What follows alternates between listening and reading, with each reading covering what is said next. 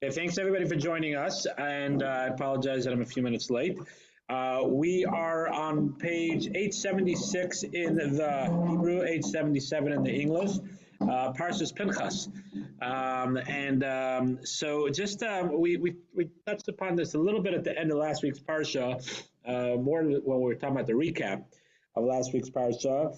That there's this idea. Let's just sort of get the story back, right? So Bilam, at the end of last week's parsha, at the beginning of last week's parsha, tried to curse the Jewish people. He couldn't curse the Jewish people. We talked all about that. We expanded on that, right? And then what he decided to do, he gave an advice based. The Midrash tells us he gave advice to Balak, sorry, that instead of trying to curse them, try to make the Jewish people transgress two cardinals. Two all sins are bad, but two very important sins. Number one, idolatry, right, and the other one is what's it called again? Not proper behavior, right? So he got the Benos Midian, right, and they enticed the men, right, and then they not only enticed them to have relations with them, but they also enticed them to serve the Baal Pa'ar, right? And then there was Magefa, there was a plague, and there was one man, right, that he did not. He did not. He was not only he not only was he a Jew, but he was also a Nasi, right? And he was one of the heads. It says Rosh Bnei Yisrael, right? From the head of the tribe of Yisrael, Zimri ben Salui. His name was Zimri ben Salui, the head of the house of Shimon, right? And he went ahead and he took one of these ladies who was actually a Midianist, but she was a princess, a Midianist Kazvi Basur, Ros Umas base of Midianist, who was the head of the house of Midian. And this says their names in this week's Parsha, verse 14 and 15, right? And Moshe told them, the Midrash says, Moshe told them, this is not the right thing to do. And they said, what do you mean, Moshe? You married a Midianist, because we know that Moshe married Yisro's daughter, who was at the time a Midian, right? And of course, their argument was completely flawed because she decided to join the Jewish people, and it was before Matan Torah, and she didn't need the whole conversion kind of thing. And over here, he's just doing it, lusting after his own desires, right? And not doing it for any proper reason, and not joining the Jewish people. And there's a lot more, of course, where his flaw is wrong. But the Midrash says that Moshe sort of lost his train of thought, as we would say. He sort of lost the halacha there at the time. So the end of last week's parsha says, right, that Vayar Pinchas, verse 6, if you turn the page back for a second, right, 874, says Vayar Pinchas, and Pinchas saw, right, Vayakom mitoch ha'eda, he got up from within the crowd. Vayikach Rama b'yad, he took a spear in his hand. Vayavay achar is Israel el hakuba, vayidvok esneim es is Yisrael v'seisha el kovers v'tatzim gave him up on it. Right, he took the spear and he stuck it in between both of them, right, and the Magefa stopped, right, and the Magefa, the plague, stopped, right, and then this week's parsha now goes on, it starts with that, right? It says, Vaydabar Hashem Moshe, the more God spoke to Moshe. Say, Pinchas ben Elazar ben Aaron HaKohen, Pinchas, the son of Elazar, the son of Aaron, he was the first grandson of Aaron.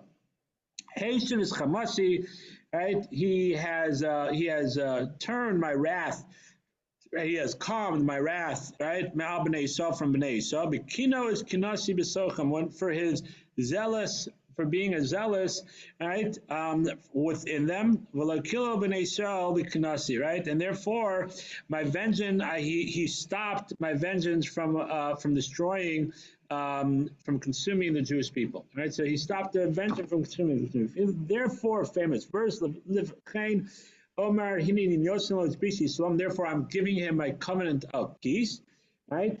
And him and his children will get the bris kahuna, will have the covenant of kahuna, right? Because, and it continues on,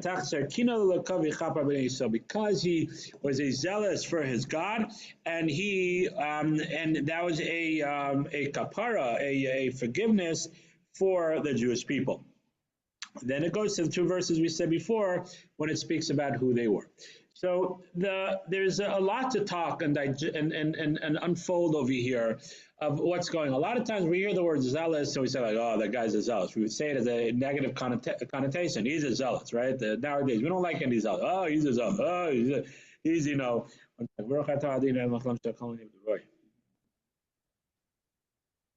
Right? It's just sort of like a negative thing, right? Oh, he's just right over here. The Torah is praising him for being a zealous, right? And not only that, for being a zealous, he got kahuna. So that's just on a very practical thing. We just have to explain what does it mean that if he was a grandson of Aaron, why does he have to get a kahuna? Wasn't he a Kohen anyways? The answer to that is that because he was born before Aaron was made a Kohen, right? And therefore, Hashem originally only made Aaron and his children Kohanim.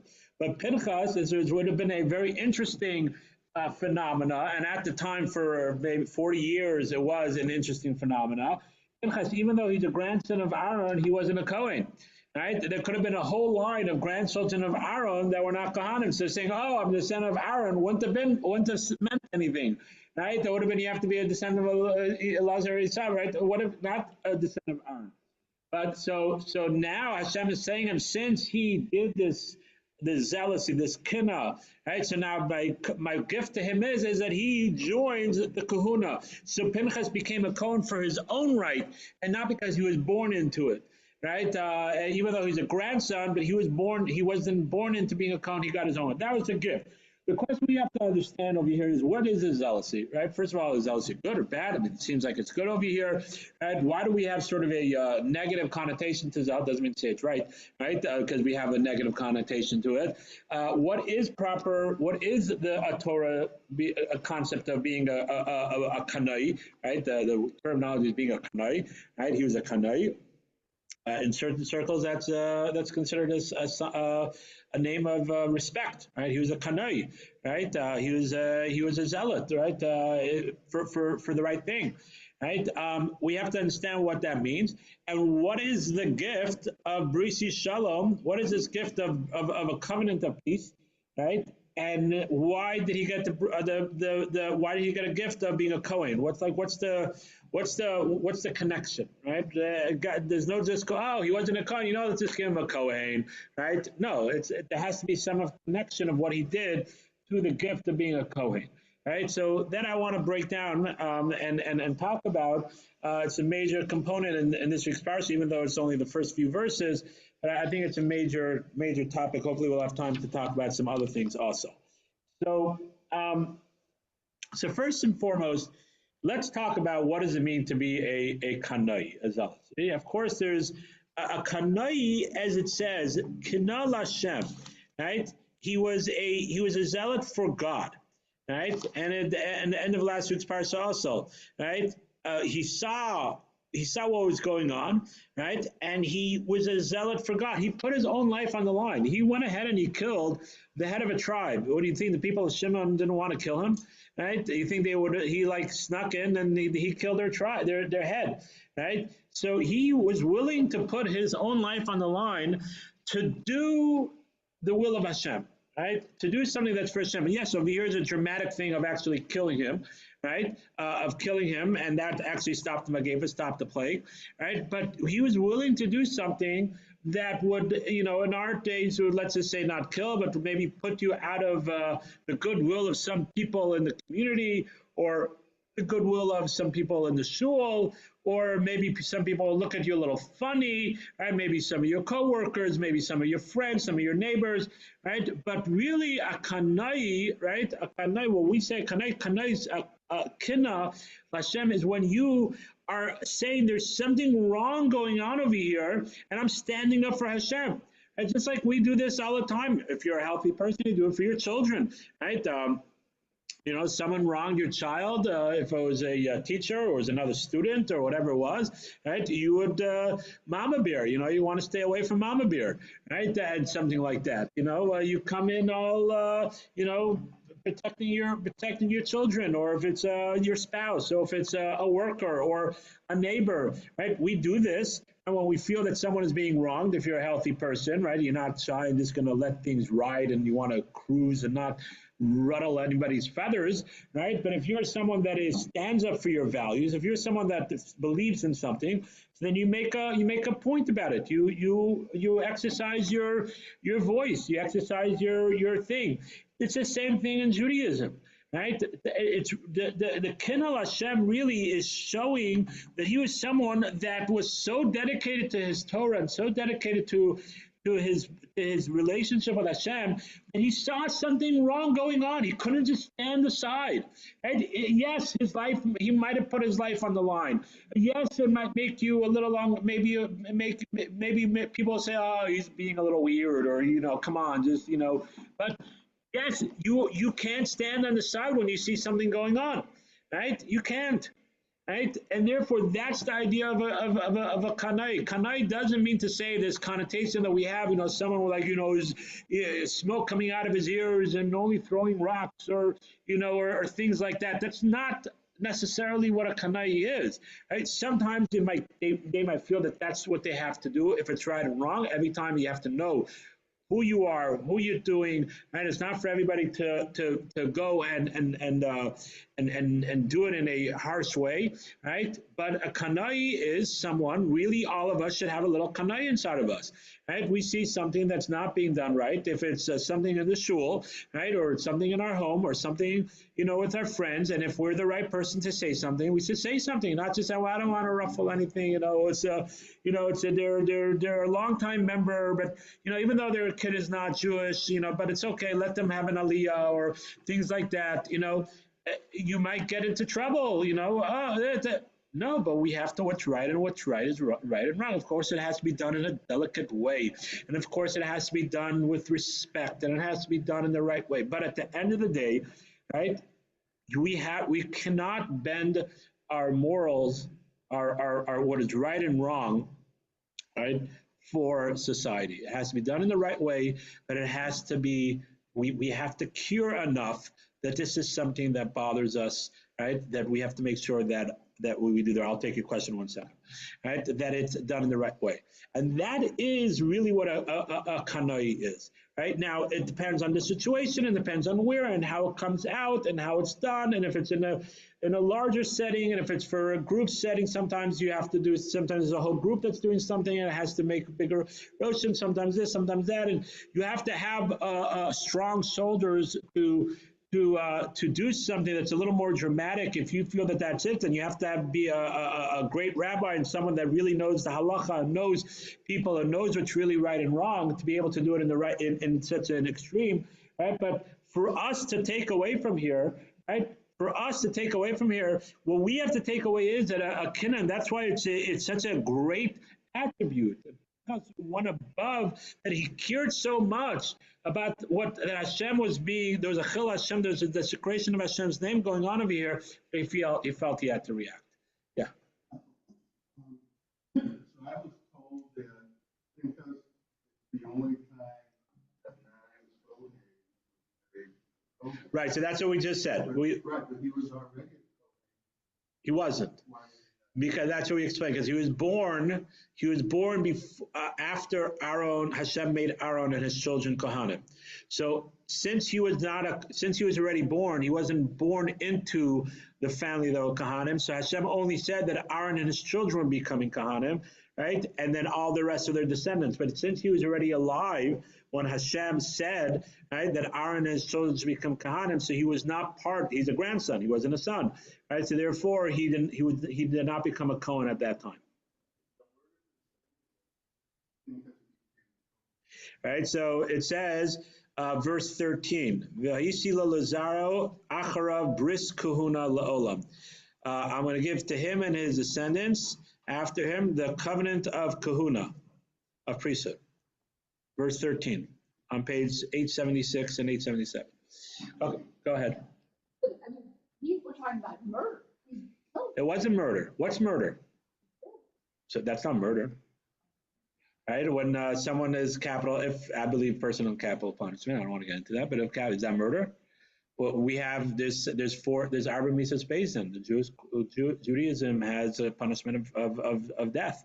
That's not murder, right? If someone's coming to kill you, right, you are allowed to go, and even here in this country, right? It depends on what state. It depends on your state, right? If you're going to be how they're going to do it, right? The more red or more blue, right? But even in this country, someone walks into your house, right? And you feel like you're allowed to shoot him, right? You're allowed to shoot him, right? That's not murder, right? We have we hear someone dying, we just assume it's murder. It's not, right?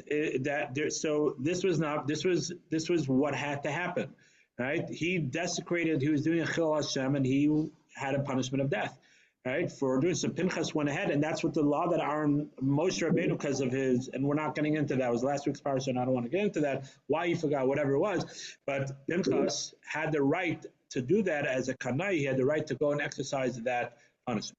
So it wasn't murder. And it's important to remember this, that it's not murder is, throw out the word murder, but it's not. It's not murder when it's done in the right way. It's not murder. Okay, so that answers number one. What is a kanai? And again, that's something very important for us to, as we always say, this class is how to bring this into our practical day-to-day lives. This is something that we could. I'm not saying to go ahead and walk around with spears in our hands, right? But please don't, right? But what I am saying is that we have to learn from this on our level, right? And we have to start building that sensitivity of having the relationship with Hashem, that when something is being desecrated, when Hashem's will is being desecrated, whatever it may be, it bothers us, right? So it bothers us. Sometimes it bothers us to the sense of when we have the opportunity to say something. Sometimes it bothers us where we could, try to speak to someone and express what's bothering us. It depends on, your position and what your capability is, and that's something that, but at least it's to bother us. To bother us, so we want to do something about it. To bother us that Hashem's will, and that's the kanai. Kidna, right, is saying that I need to like, it's not a revenge, but I need to take care of this problem that's being that the desecration of Hashem's name that's happening. Right, and to the extent that sometimes we are held back because we don't want to ruffle people's feathers, or we don't want this. If it's the right thing, it's the right thing, and Hashem will take care of us. Right? At the end of the day, Hashem is the one that runs the world. At the end of the day, if it's because you might lose some business, or you might this, might that, right? There's a lot of stories where people that were asked to do shady stuff, right, and they couldn't do it because of it didn't go with the Torah law. If it was, doing business with the church or other things like that, which you're not allowed to have benefit from idol worshiping, or other sort of things that you can't have from business, or if it was being halachically other things, and they couldn't do it, right? And they lost a lot of money. At the end of the day, a lot of times with the story, they gained it back, or sometimes they didn't. But this is a thing of that the sensitivity, both in our own lives, of the pressure that might come upon us, or other people, or other things that might come, and we have to stick to our guns. That's really the lesson that we have to learn from having kinna, as a sensitivity of curing that Hashem's will is not being done, right? And that's number one that I want to talk about. So now the other two questions we asked were, number one, what's this bris shalom? What's the bris shalom? What is that? What is the bris shalom? And why did he get a gift of kahuna? Why was the gift of kahuna thrust upon him? So Rashi says, right, it's bris shalom, shetehelo bris shalom, that he will have a covenant of peace. What does that mean? Ka'adam amachzik tov v'konan lemisa asher kamo tov. Right? So it means to say that God is saying that he will have content in his life. Bris shalom, he will have peace, right? He will have content. He will be someone that will constantly be someone of peace, of that will have that idea of peace and creating peace, right? I want to expand on this just a minute. What it means to say like this, the commentaries explain that, as we said before, that really Zimri was the head of a tribe, right? And Pinchas' life was on the line. Pinchas should have been probably gone in hiding, right? He killed their kingsman, right? So all of Shimon's people probably wanted to kill him.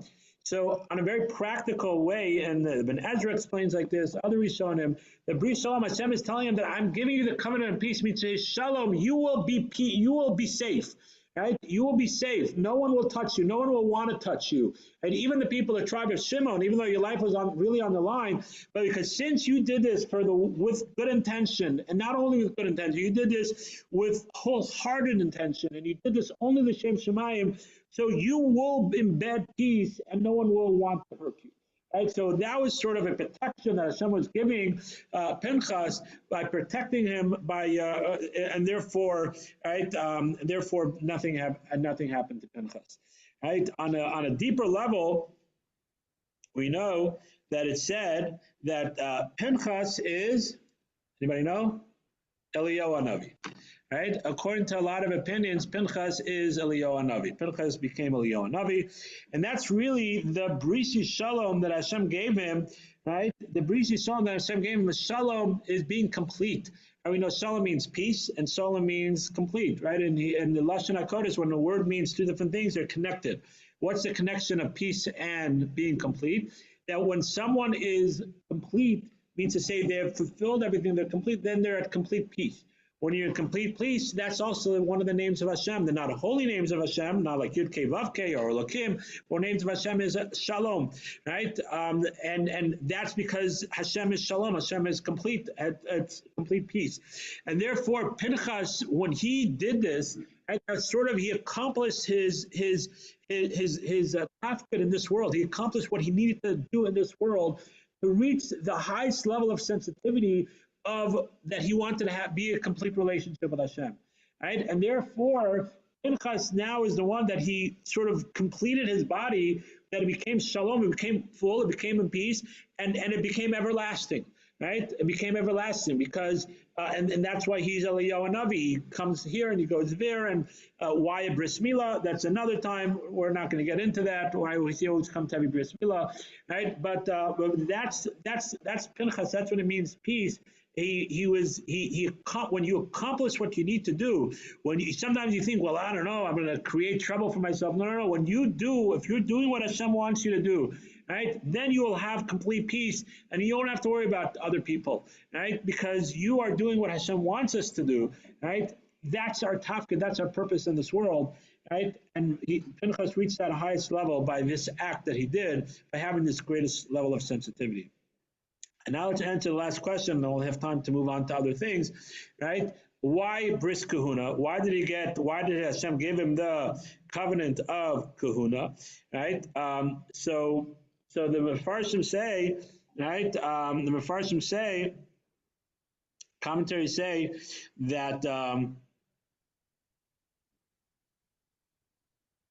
a Kohen, right? A Kohen is a similar idea, right? A Kohen is a similar idea as a Kanoi, right? What is a Kohen's purpose?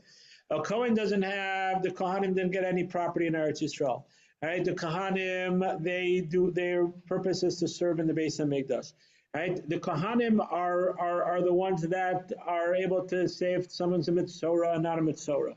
Right now, again, there are certain things that Kohanim cannot do, like they could be on a basin, but doesn't necessarily need to be a Kohen. But Kohanim are considered like the leaders of the Jewish people in spirituality. They're priests. They're the priests, right? And therefore, right, they attain this higher level of relationship with Hashem. And really, that's Aaron got the kahuna also, because Aaron was willing to give up. It says one of the reasons why Aaron got the kahuna, because even though Moshe was his younger brother, but since Hashem wanted Moshe to go ahead and lead the Jewish people out, even though Aaron was worthy to lead the Jewish people out, it says Samach Belibo, Aaron was happy in his heart because he was complete with himself. He had no jealousy. He had no jealousy of his brother Kihuza at all. He had completely given over to his brother, right, to Moshe, even though he was younger. And don't forget, Aaron was the leader of the Jewish people because Moshe ran away, and Moshe was at Pharaoh's house. And so Aaron was the leader of the Jewish people, and he just stepped aside for Moshe to be there because he was shalom, right? He was peace. And that's where the Kahanim give the bracha of Birchas Kahanim, which ends with shalom, right? What ends with the word of shalom, with the end of peace, because that is being when you're complete with yourself, when you're complete with Hashem, right? When you have that sensitivity and have that will to keep on doing what Hashem wants, then you won't have a concept of jealousy. There's no place of jealousy. Right? There's no place of wanting what someone else wants. Right? There's no place of saying, well, maybe this and maybe that. So being a kanai of having complete faith in Hashem and wanting what Hashem wants and hearing what Hashem wants, to let you do what needs to be done to avenge Hashem's honor or to ensure that the right thing is being done, right, is the same thing as a Kohen, right, being complete with Aaron not having any jealousy about his brother or being completely in tune with what Hashem wants.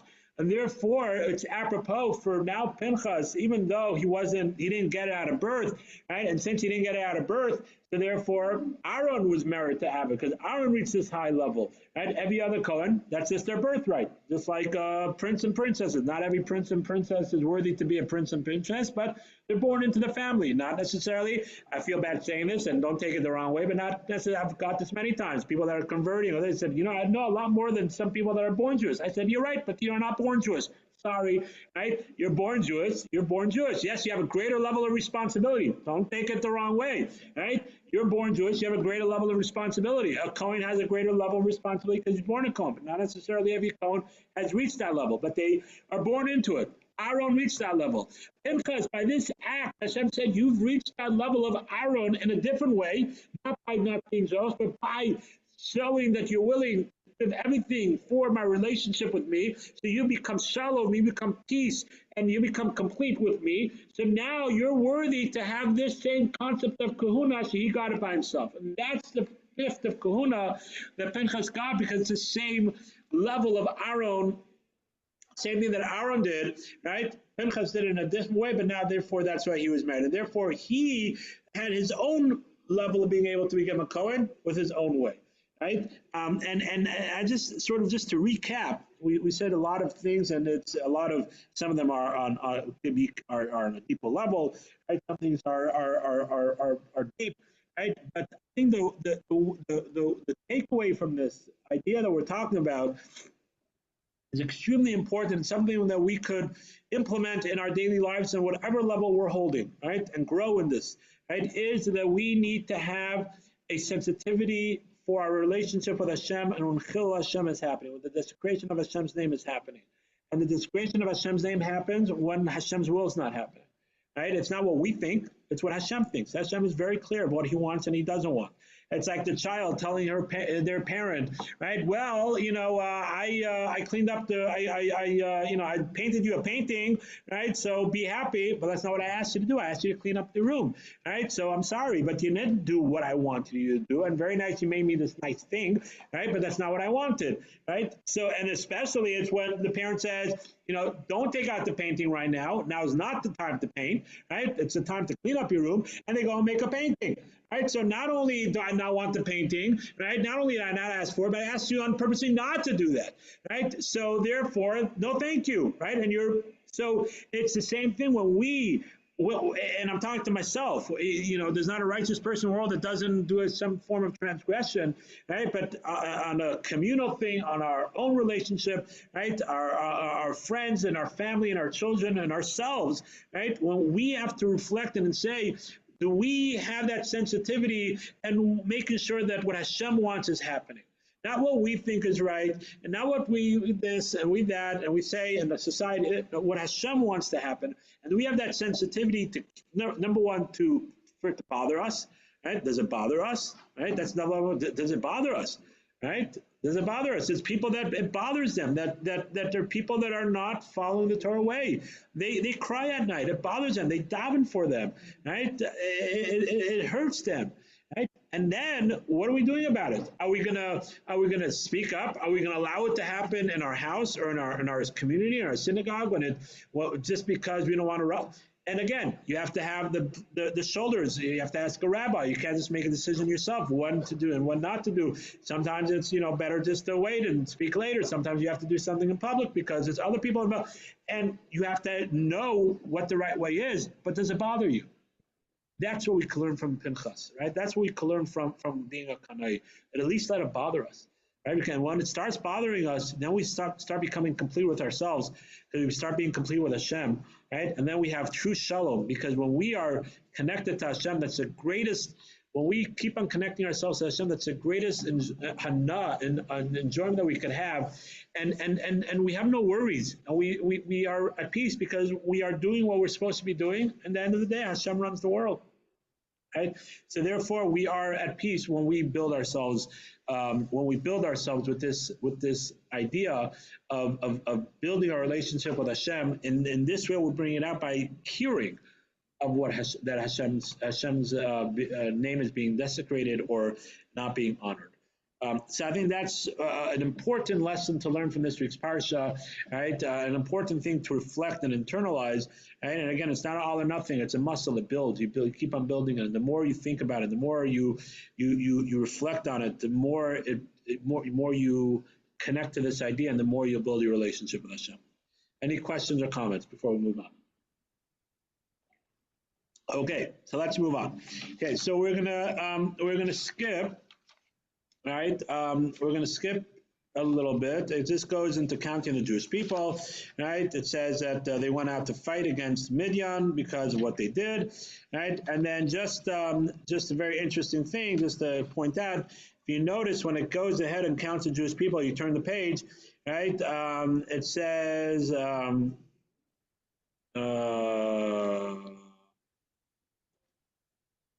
let's just go down to, it just goes straight down to verse 11 and 12, verse 12, right? It's beforehand also. But Bnei Shimon l'mitzvachasam numel mispachas hanumeeli liyamin mispachas hayimini, right? It adds a hey and a yud to each name, right? It adds a hey and a yud. Let's just go to the bottom of page 878, right? 878 on the bottom.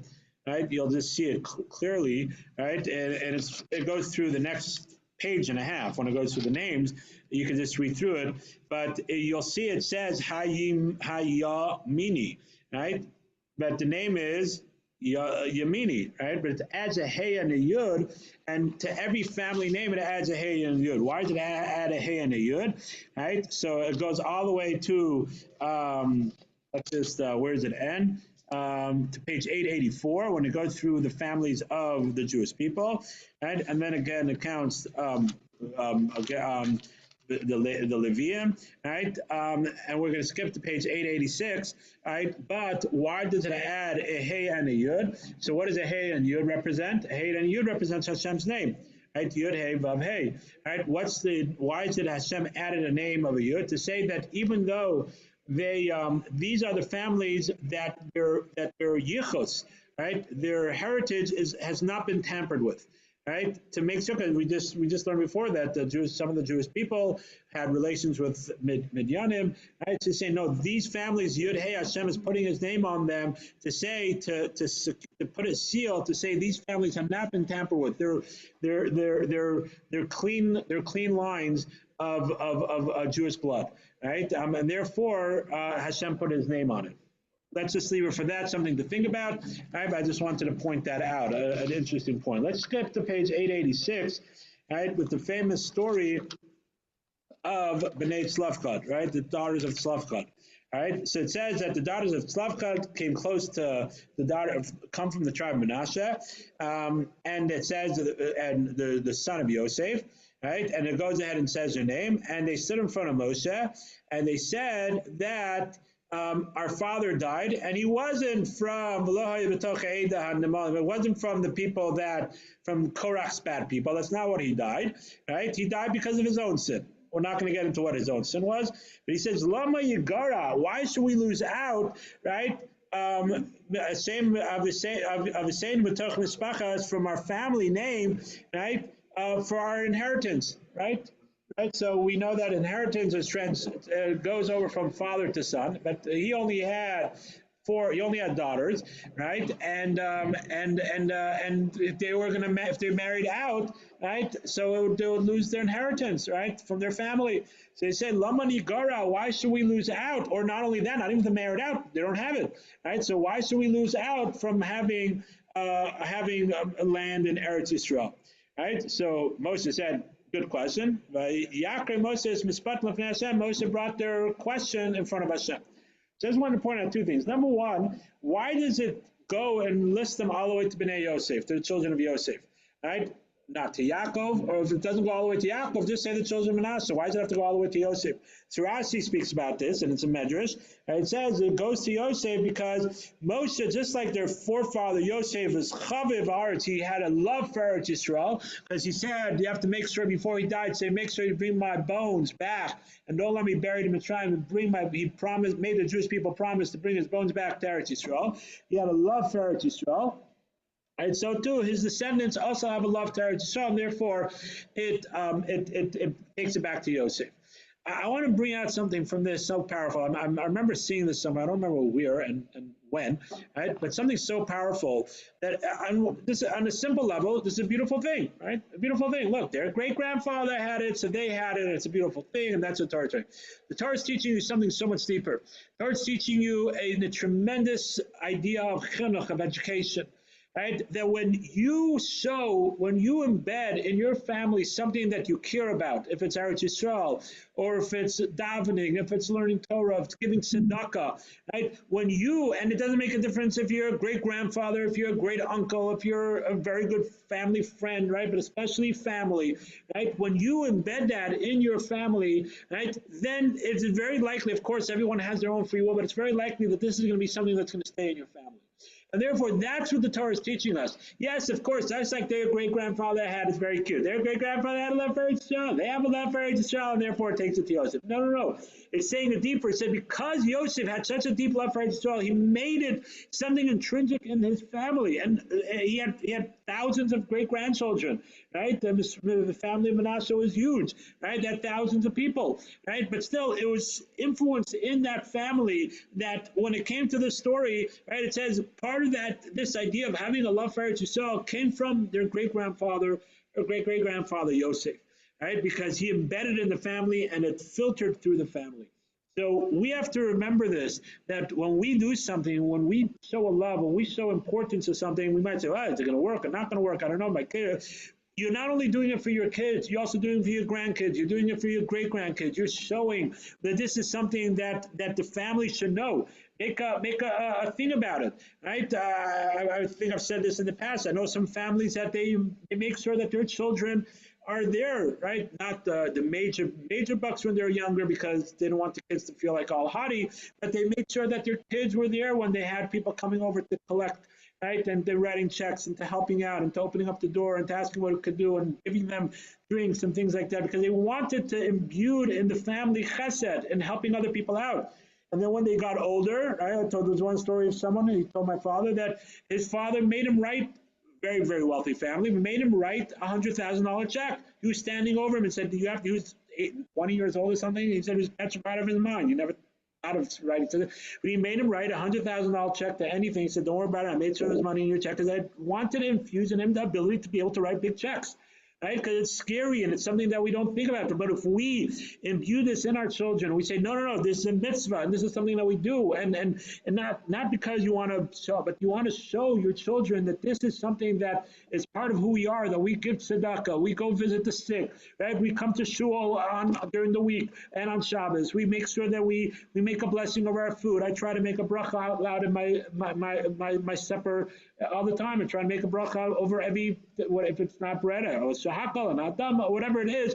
Try to make it out a bracha. Try to remember to make a bracha out loud. My kids know the bracha, right? They know it. But first of all, to get it on main. But second of all, it's something that we do. We make brachas over our food, right? This is what this is teaching us, right? This idea that when we focus on something, we embed something in our family, it's going to seep through to the next generation. But we have the ability to do that. Right? And it's never too late. It doesn't make a difference when you start. You can always start imbuing these things into our mishpacha. So one more thing, and then we'll end with the daughters of Tzlachad. Right? There's so much more. Sorry, we have so much next year. Right? But we have to remember what we spoke about from 1 year to next year. We'll have to listen to the video quickly. Right? But just one more thing, and we talked about this a little bit, right? Previously when Parshah was Bamidbar on Nasai, right? Well, we spoke about Pesach Sheni, but it's the same language. Lama nigara, why should we lose out? Right? This connects it to the beginning of the parsha also. Having a love to do mitzvos, having a love for Eretz Yisrael, and what it say, why should we lose out? Right? It's not like, oh, we want Eretz Yisrael. No, why are we losing? Why should we lose out from having the opportunity to have the mitzvah of Yishuv Eretz Yisrael, to have the mitzvah of owning property Eretz Yisrael? Why should we lose out? Right? It was the same words that was used, right, by Pesach Sheni. Right? Same idea. They said, Lamini Gara, why should we lose out? Right? For bringing a carbon.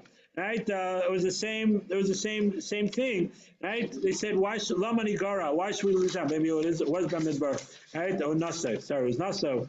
Right? They said, "Lamani Gara." Right? Why should we lose out? Right? And that's the attitude we have to have. Why should we lose out from the opportunity of doing the mitzvah? Right? We should have that sensitivity, right? Like we said before by Torah, by Pinchas, have a sensitivity to have a relationship with Hashem. And we have to build our relationship and feel that, number one, that we shouldn't lose lose our sensitivity, have a greater level of sensitivity, and also we should feel like we're losing out. I want to do tzedakah, and I want to make a bracha, and I want to be able to, go to shul. Why should I lose out from the opportunity to do a mitzvah? That's how we should be looking at it. Not, I got away. I don't have to do this. Well, Baruch Hashem, wow, okay, I got out of it somehow. I got a tour, I got this. No, why should I lose out? Because every time we do a mitzvah, we're building our relationship with Hashem, that will build our sensitivity with Hashem, and that will build our shalom, our complete peace. Thank you all for joining us today. Everybody have a great day. Just